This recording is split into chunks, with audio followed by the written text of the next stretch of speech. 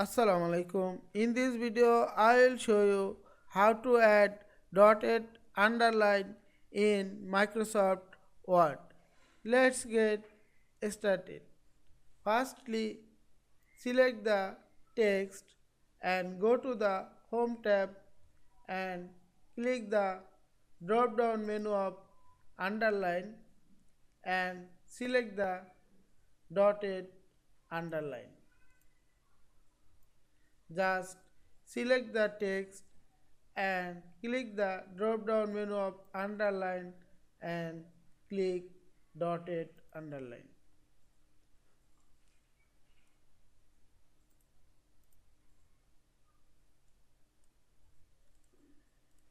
If you remove this dotted underline, just select the text and click the drop down menu of underline and click the solid underline.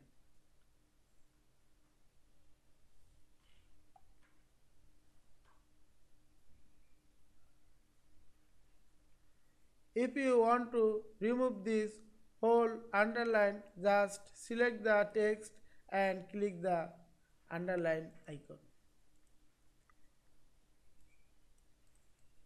I hope you enjoyed this video. Please subscribe to my channel, like, comments and share.